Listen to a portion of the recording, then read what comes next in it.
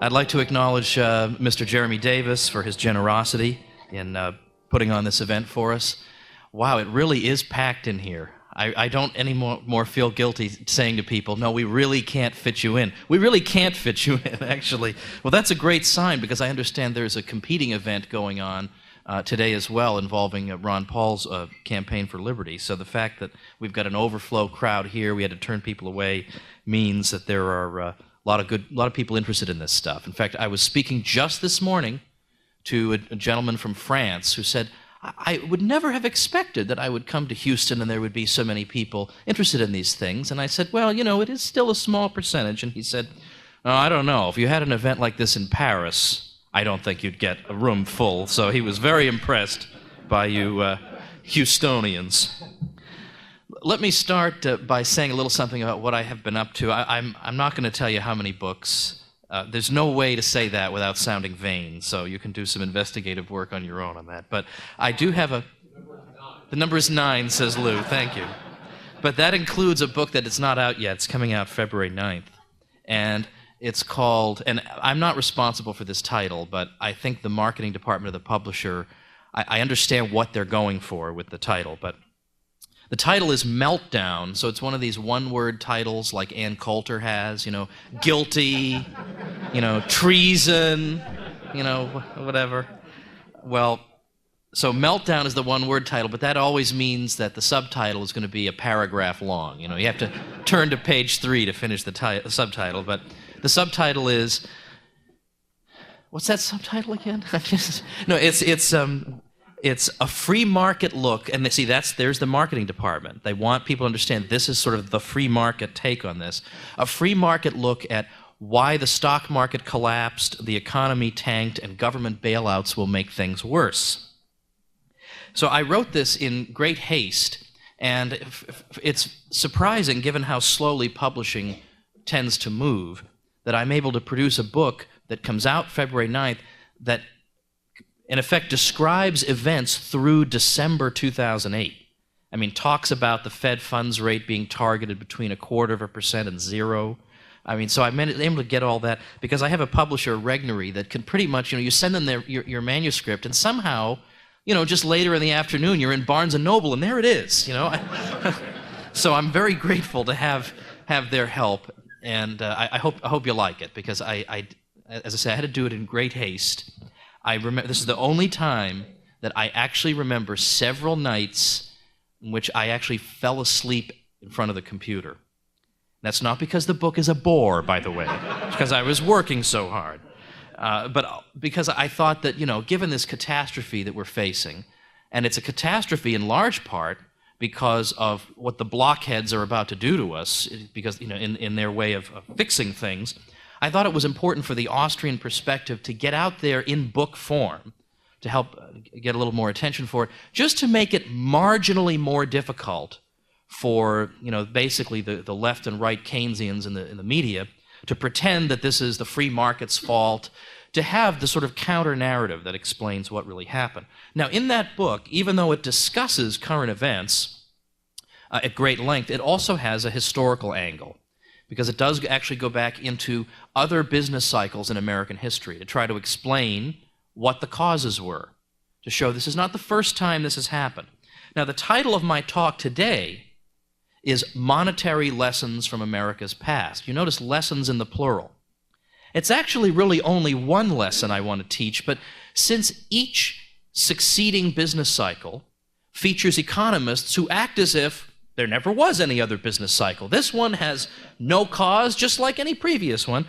So it's like you're teaching a new lesson each time, like each panic, each depression, each recession has a new lesson to teach, but it's not really new. It's the same old lesson that if anyone had been paying attention or listening to sound economists, you know, would have grasped. Now, at the same time, I realize that title doesn't exactly grab you, doesn't jump off the page, you know, like a title like Death Fuel does. I'd actually just like to go and listen to Bob's and just sit down, but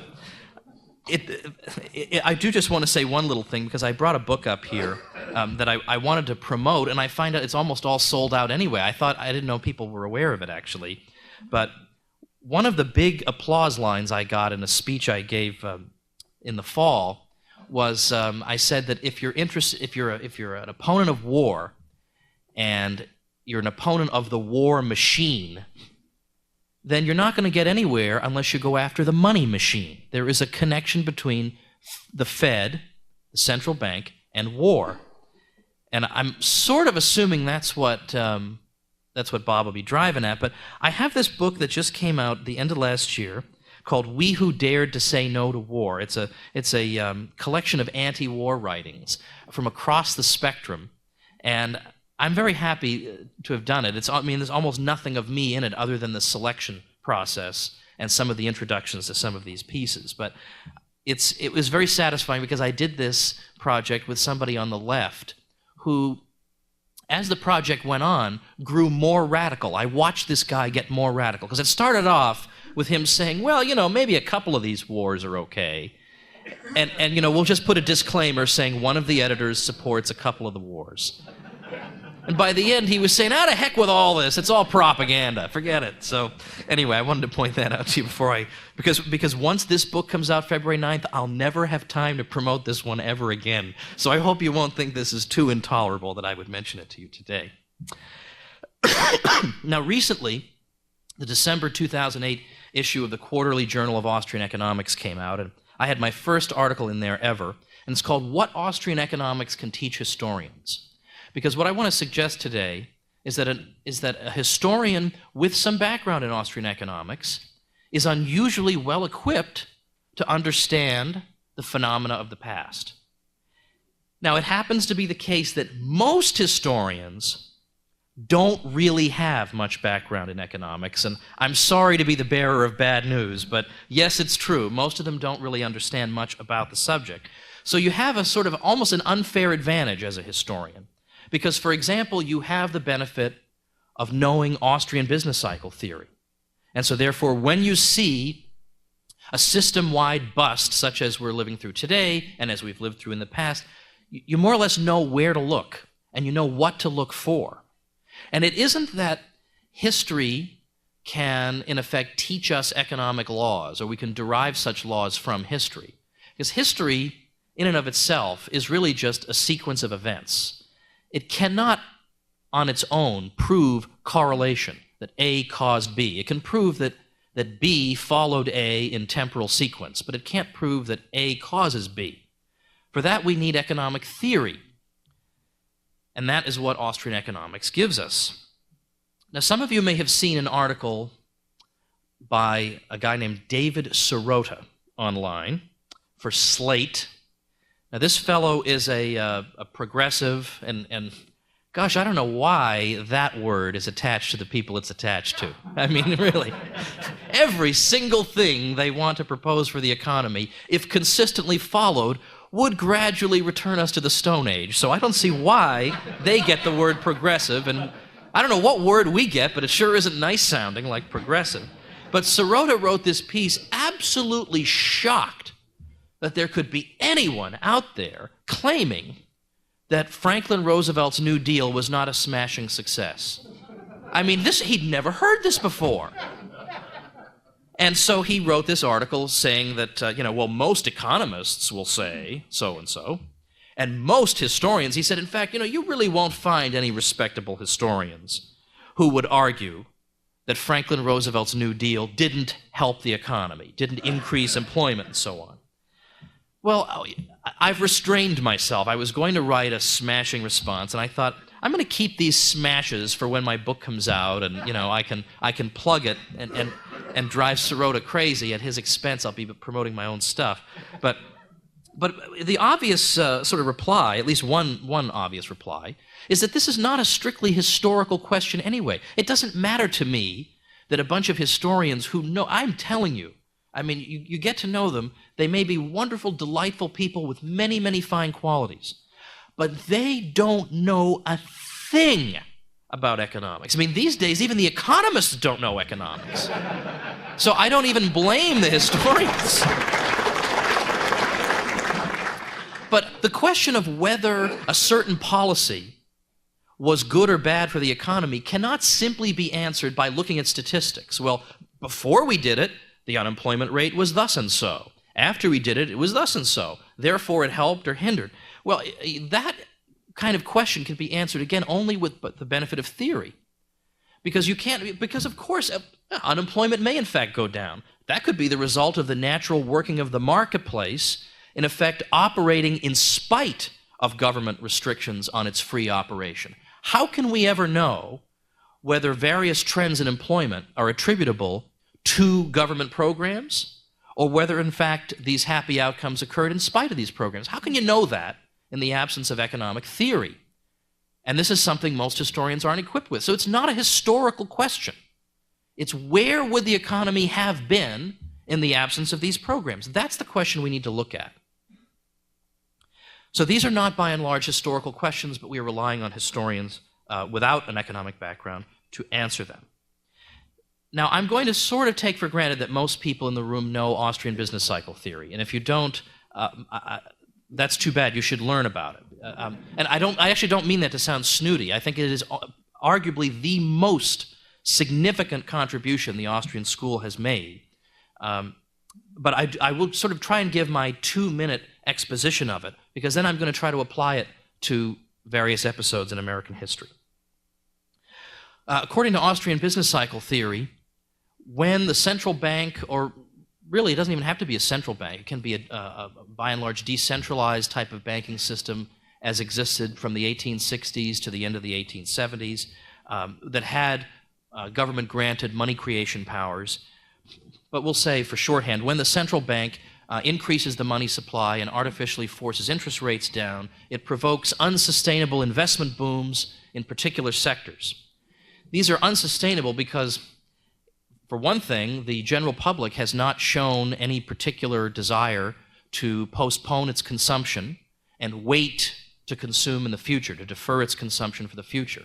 So here we have investment projects whose fruits will be born only in the distant future, but people, in fact, if anything, are increasing their consumption in the present. But secondly, this is also an unsustainable boom because if the lower interest rates had been the result of increased saving by the public, this increase in saved funds would provide the material wherewithal to see all the additional investment projects through to completion. But if the interest rates are low artificially simply because they've been forced down, then the amount of saved resources in the economy has not increased. And so all these additional investments have to take place under the constraints of an unchanged pool of real savings. And so they can't all be completed. And so it's not even so much that there's a quantitative increase in investment in the so-called higher order stages of production in capital goods, although there often is. But there's also a qualitative change in the kind of investment that takes place. And Mises, as Bob Murphy recently reminds us, gives us a very useful example in human action. I recently reread Mises' own exposition of the theory, and I've just came to the conclusion there has not been an improvement on Mises' exposition, as important as some developments have been. Mises uses the great example of a master builder who's building a house, but he's under the false impression that he has, let's say, 20% more bricks than he actually has. Now, let's suppose, for the sake of argument, he can't buy any more bricks. What kind of house is he going to build? He might not simply build a larger house, although that alone would cause damage. He might, in fact, build a different kind of house. The style might be different. And so as he's laying the bricks, he's obviously engaged in an unsustainable enterprise because there aren't enough bricks, there aren't enough resources available to him to complete this particular project. Now, which is better? Is it better that he find out his error sooner or later? Obviously, the sooner he finds out, the fewer resources he's going to squander. If he just has to, in effect, demolish 2 rows of bricks, well, too bad for him, but much better than that he get to the very last brick he has and then realize, whoa, wait a minute, I have to demolish the whole thing. But that's in effect what we're doing every time the Fed says, the solution to our problems is more artificial money creation, because in effect what you're saying is the solution to the builder's problem is just keep getting him drunk so that he doesn't notice that dwindling supply of bricks.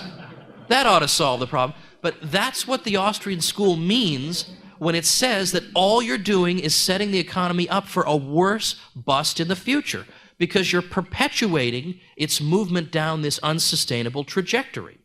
It's better that it be cleaned out sooner rather than later.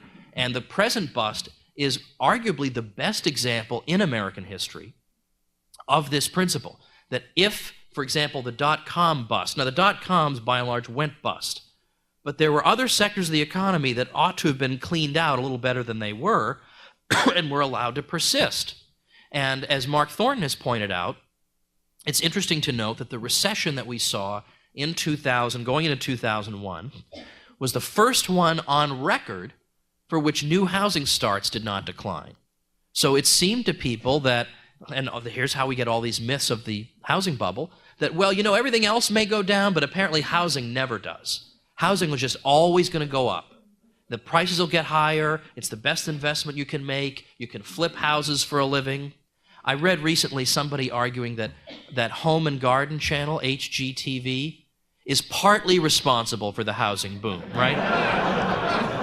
Because you watch this thing and you think, I must be the world's biggest sucker because you get people who can barely form a coherent sentence saying, well, we liked that $700,000 house, but where was the gazebo? You know, and so you think, man, I must be such a chump, you know, or hey, look, I bought this house for $15,000. Then I flipped it. I put in new carpeting. I sold it for $150,000. You think, oh man. So I mean, obviously, in the absence of a continuous increase in the supply of artificial credit, you can't keep these things going. So we can't just blame that one network, but boy, what an obvious symptom of the insanity that was going on. So if there'd been a full correction at that time, we might have been able to arrest this crazy bubble that we have, that we're dealing with now. Okay, so here's the basic lesson. Artificial credit creation produces unsustainable booms. This is not that hard to get. I mean, I think it has incredible explanatory power. And that what I find is that critics of the theory almost always are simply misstating the theory. So it's like Keynes argued that he had refuted Say's law. Well, here's how he refutes it. He misstates it sort of stupidly, like he gives you a dumb guy version of Say's law, and then refutes his own misstatement. Well, that's what Paul Krugman does with Austrian business cycle theory. I can't be bothered to read anything because, hey, didn't you hear? I'm Paul Krugman. I don't need to read it.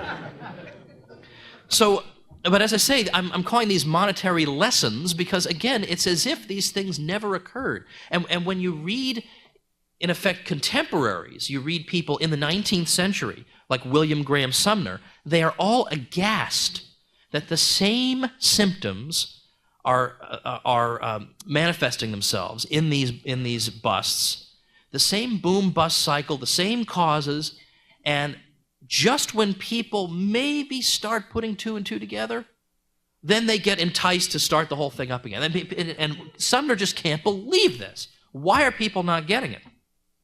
So when you look through the history of American panics, we've got panics going from 1819 all the way to 1907. Then the economy was made panic-proof by basically not using the word panic anymore. That's what they do, by the way, when the kids are doing worse and worse on the SATs. They just recalibrate the numbers. The kids are doing great on the SATs. Let me share with you a statement by a Republican senator from New York, Elihu Root, who served in TR's cabinet and was a sort of a longtime member of the establishment. But here's what he had to say about the Federal Reserve Act, because the statement he makes is deeply historical. He says, little by little, business is enlarged with easy money. With the exhaustless reservoir of the government of the United States furnishing easy money, the sales increase, the businesses enlarge, more new enterprises are started, the spirit of optimism pervades the community. Bankers are not free from it. They are human. The members of the Federal Reserve Board will not be free of it. Yeah, you're not kidding. They are human. Everyone is making money. Everyone is growing rich. It goes up and up.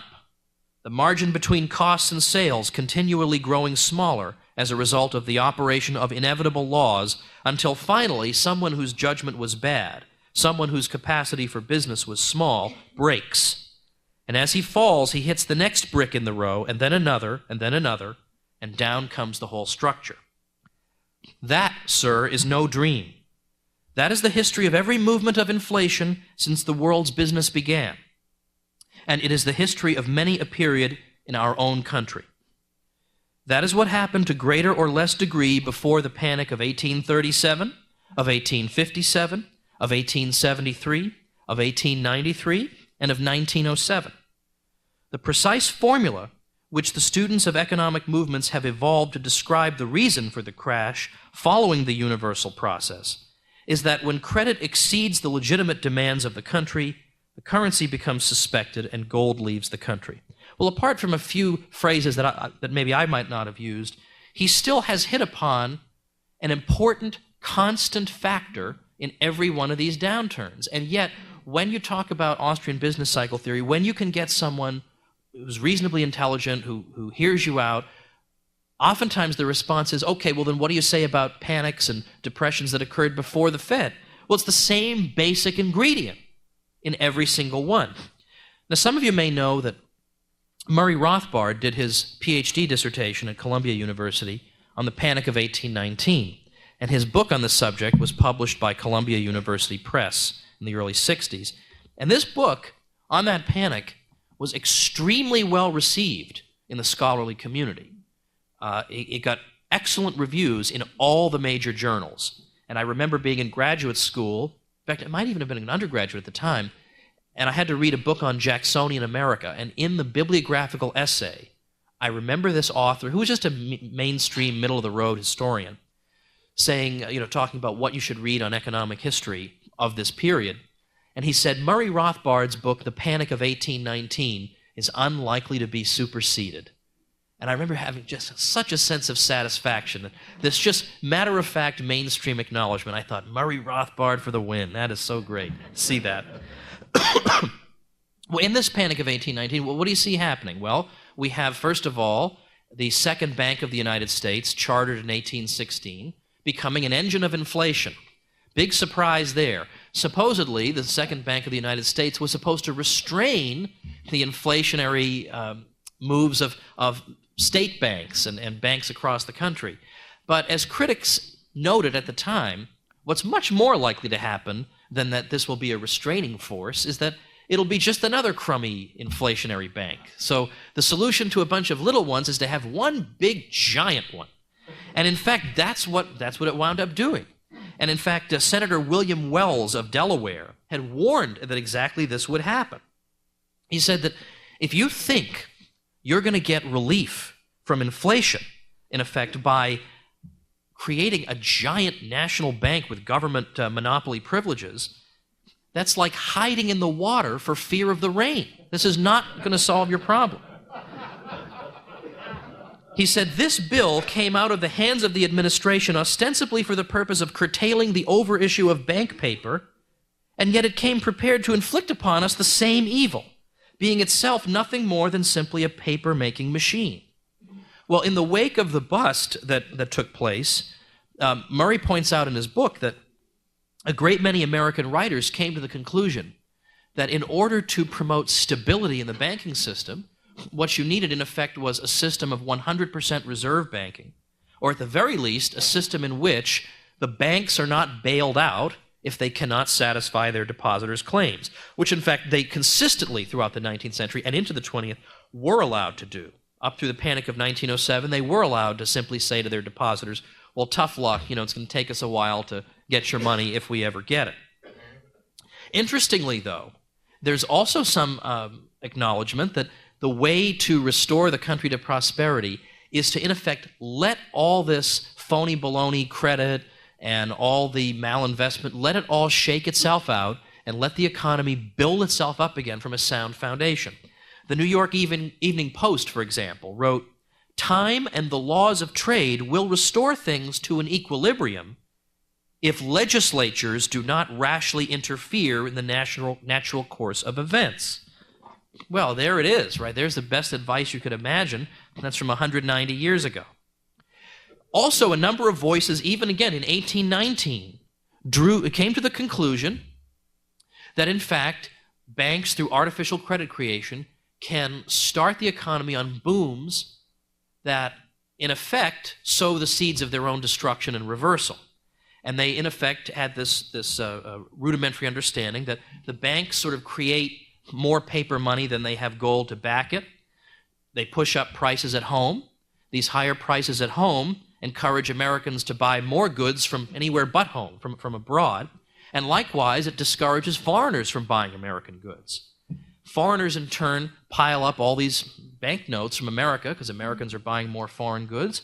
And so they turn around and demand gold for these banknotes. And so the banks then, in order to satisfy these claims, have to reverse the inflationary process, and it all comes to an end. So there was a basic sort of understanding that you cannot create prosperity by printing up little pieces of paper. Prosperity has to be created through saving and production, and there is no substitute for that.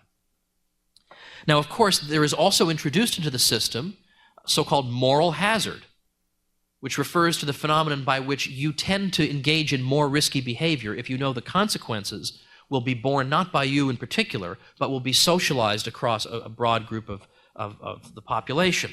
And so if the banks know that the government will in effect pass laws to bail them out and to allow them to get away with more or less swindling their customers, well, they're going to do more of it. It makes sense that they'll do riskier things. Now, in the 1830s, 1837, Panic of 1837, what's been going on in the 1830s? Again, massive increase in the money supply and credit, and again, an unsustainable investment boom. A contemporary of that episode, William Leggett, the New York editorial writer, describes the situation in words that are eerily reminiscent of Austrian theory. He said, "What has been, whatever must be the consequences of such a sudden and prodigious inflation of the currency? Business stimulated to the most unhealthy activity, a vast amount of overproduction in the mechanic arts, a vast amount of speculation in property of every kind and name at fictitious values, and finally a vast and terrific crash when the treacherous and unsustainable basis crumbles beneath the stupendous fabric of credit and the structure falls to the ground, burying in its ruins thousands who exulted in the fancied security of their elevation. Men nowadays go to bed deeming themselves rich and wake in the morning to find themselves stripped of even the little they really had." Isn't that home equity in a nutshell?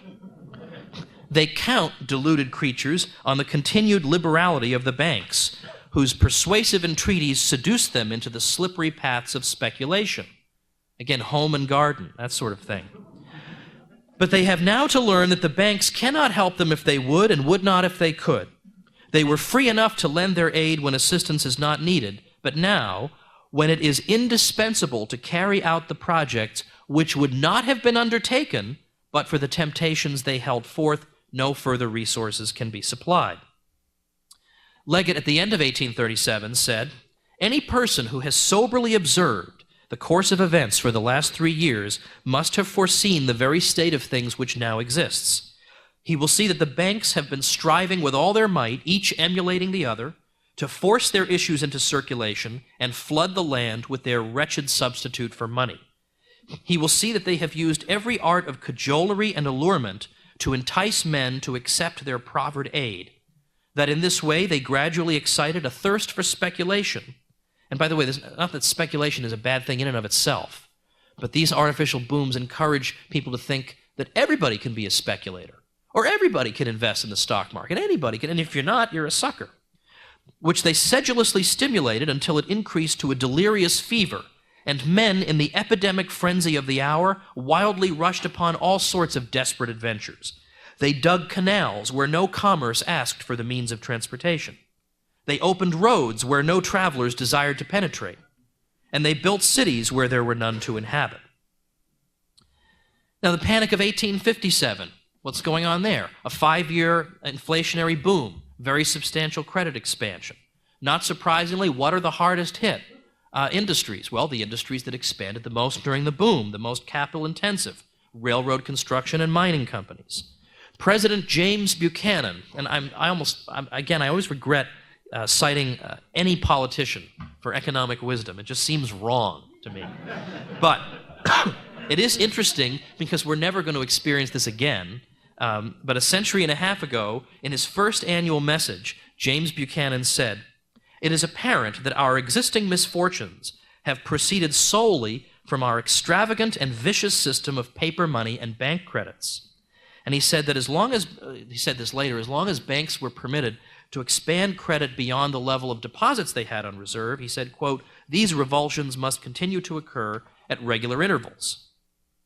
Panic of 1873, again, this is a very inflationary environment. It's the era of the greenbacks. And what's the result?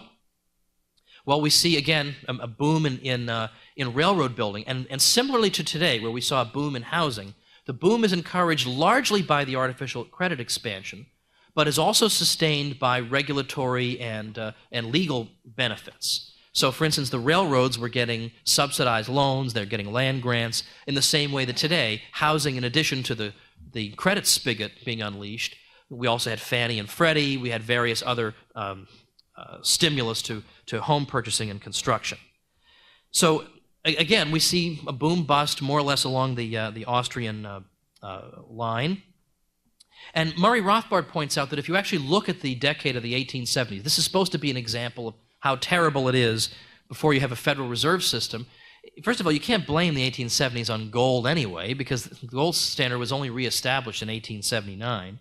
But here, supposedly, is the worst or one of the worst downturns in the era before the Fed. It's still not as bad as the Great Depression. But interestingly enough, if you actually look at the economic indicators of the 1870s, we see 6.8% real national product growth per annum, 4.5% average annual increase in real product per capita. Well, what kind of depression is this? We see manufacturing employment increasing, agricultural employment increasing, and what Rothbard points out is that a lot of historians have been inclined to call this a period of depression because prices were falling so dramatically every year, 3.8% per annum. So that must have been a depression. They know that. They've heard this repeated over and over. Falling prices is the worst thing that can happen. Well, if that were the case, why is the economy exploding in productive capacity? It's sort of an interesting question. And even Milton Friedman and Anna Schwartz acknowledge this, that this very much should cause us to reassess our understanding of the effects of price deflation. All right. Well, given the time constraints, we'll just zip along. It's worth noting, by the way, that even though it's not legitimate to try to prove an economic law through history, nevertheless, what we do is we use the tools the Austrian school gives us to understand history better, to account for what's going on.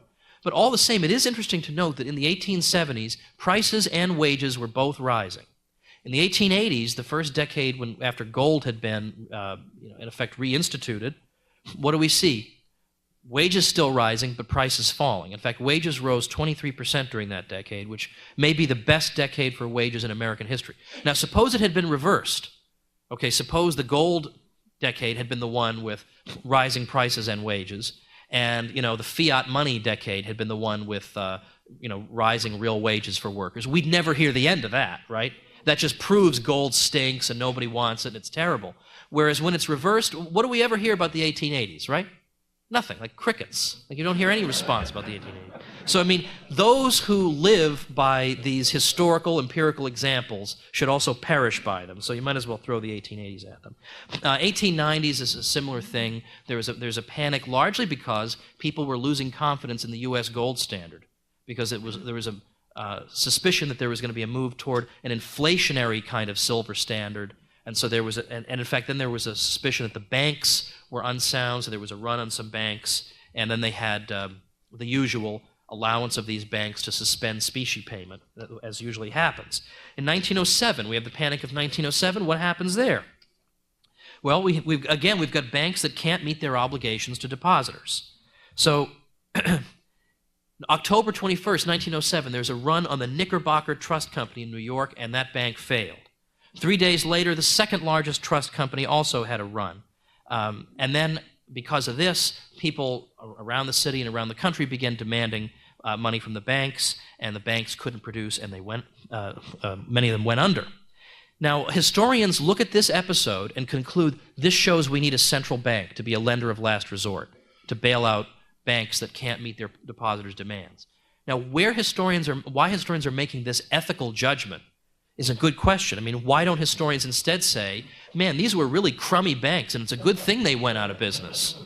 And if we bail them out, all we're doing is propping up, in the same way that sending foreign aid to Zimbabwe props up crazy lunatics who eat people, in the same way, propping up banks like this props up bank management that, that either they don't know what they're doing or they're dishonest. Are these people we want to reward? And I don't want to mention his name here. I mentioned him in my book. That's bad enough. So I don't want to mention him here because he is a decent economist in some ways. He wrote a very good history of American economic history in the 20th century. But this particular historian wrote a book on the Great Depression. And here he is, he's more of an economic historian, but one who actually knows about economics. And he said, and here he is, a guy who's free market on everything. But he said that the panic of 1907, he said that in this panic there was no lender of last resort or banker's bank in the United States that could make loans to the banks themselves when banks required additional currency. They just required it, right? I wonder why. And by the early 20th century, there began to be a need for such an institution. So you notice how entrenched the bailout mentality is. It never even occurs to a free market economist that, no, maybe you don't need some government-established central bank to bail out this institution any more than you need a lender of last resort for the shellfish industry or for the personal computer industry. Well, why should there be an exception for this? Well, in Colorado Springs, I have a topic called, in April, Why You've Never Heard of the Great Depression of 1920. So I won't say much about that one, especially since I've only got a couple minutes left anyway. But I will at least point out that it's fun to read Keynesian economic historians, such as they are, reflecting on that episode. Because there's a downturn, the first year of which was worse than the first year of the Great Depression, when you look at the major statistics. And yet it turns around relatively quickly, and they cannot understand this because there was no fiscal stimulus. The Fed basically did nothing. And what they will do is, I'm not kidding, book after book after book, in one sentence they'll say, and the economy was quickly restored to health. And they draw no conclusions from this. Never mentioned again, never hear that ever mentioned again. Now, when you look at these episodes, you see these sort of recurring themes. I mean, to me, it's a very humbling thing that I have the privilege, basically, of having been able to learn from the giants of the Austrian school, that I'm able to see history more clearly. It isn't because of any particular talent of mine, or I've got some crystal ball that works in reverse where you can understand the past better. It's because I enjoy the tools that geniuses before me fashioned for us. And that's very important. It's a very important benefit. But today, now, as I say, we're living through more or less a repeat of what we've lived through in the past. And just as in the past, particularly in the Great Depression, you will find cranks who say, the solution to our problems is the repetition of the problems themselves. So the solution is the same thing that got us into the mess in the first place. The problem is, today, the cranks are in the government and they're in the New York Times. In the old days, Henry Hazlitt wrote for the New York Times. Can you imagine a world like that, where Henry Hazlitt wrote for the New York Times? Well, one of the quotations I use in my book from Hazlitt involves a reflection on this very thing. He says, it's bad enough that these artificial booms and busts occur, and they cause all this pain throughout society. But it's even worse that the bust is inevitably and stupidly blamed on capitalism. And he wrote that about 40 years ago. So thanks to the Mises Institute and Ron Paul and all the things that all you good folks are doing trying to get the word out, there is at least the chance that this time they won't be able to get away with that. So thank you very much.